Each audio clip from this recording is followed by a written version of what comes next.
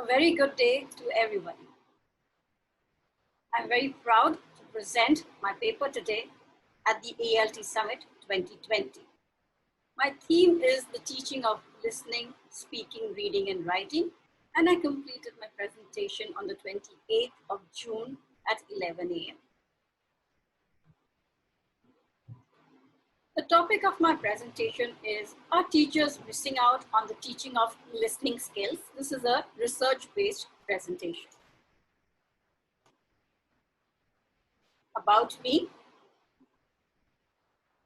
My name is Dr. Swasti Dhar, and I am an assistant professor at MES's Pillai College of Education and Research, the teacher training institution, and I take up English pedagogy. My PhD has been in the field of education. I'm an English teacher, and I focus on new ways of learning and also on English teaching per se. So the title of my paper is, are teachers missing out on the teaching of listening skills? And my focus area is the evaluation of listening skills in Indian schools. Now, the reason why I did this research is because I really feel that English learning is not, listening skills, sorry, is not really the focus in schools today. I know this through experience, because as a teacher educator, we have a lot of students who are going to a lot of schools, and they are not teaching listening skills, but that is not the problem. The problem is that the teachers, the parents, and the students, that is the stakeholders, they feel that they are doing it. If a person doesn't know that he doesn't know, that becomes a problem. So before I go into how I conducted my research and what was my finding, I just wanted to clarify a few things. One is, what are the things that are needed in the teaching of a listening skill?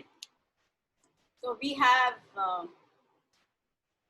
recognizing literal meaning, understanding vocabulary, making inferences, identifying the main area of what is being spoken, summarizing the content,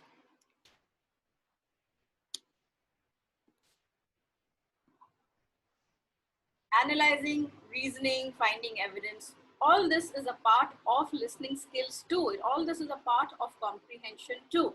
You may not have words in front of you written, like when it can be done through reading or through speaking.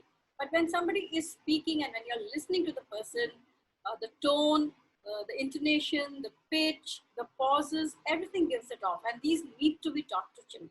So my research looked into the perception that students, parents, and teachers themselves had about the teaching of listening skills. The research was done via a Google form. 85 respondents chosen. This is random sampling because I do not know the respondents personally. I had sent it out to various groups. The only consideration was that you had to either be a teacher or a parent whose children were already were studying in Indian schools, and or a student. Like if you were a student, you had to be above the age of 18 because of legal consideration, and you should have completed your education within the past 10 years. So my stakeholders were teachers, parents, and students, and the questions were based on demographics, opinion-based, and also fact-based.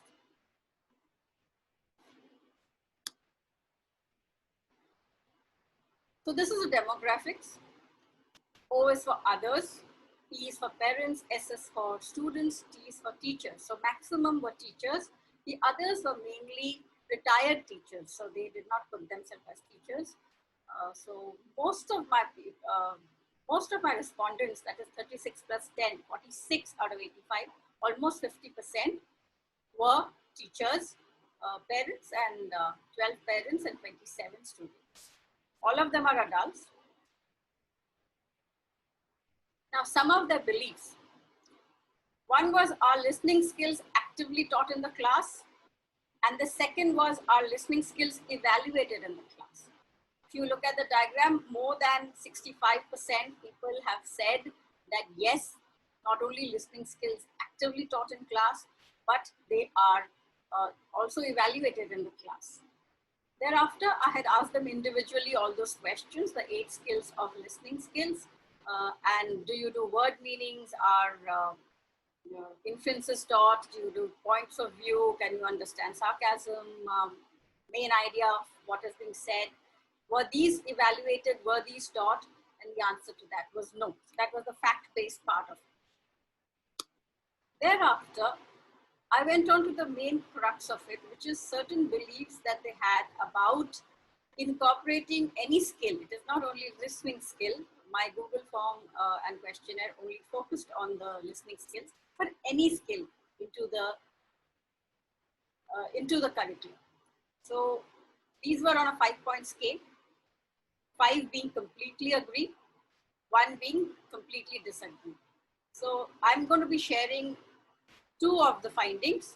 This is the base. This is not a finding, as in this is not technically the finding. But one of the questions asked was, incorporating listening skills will burden the child. And 29 people did not agree. They said, no, it will not burden the child. But 7 people agreed. 16 people were midway. They were neither here nor there, but they were not really saying it will not. So if you can see, more people were on the side where they are talking about burdening the child.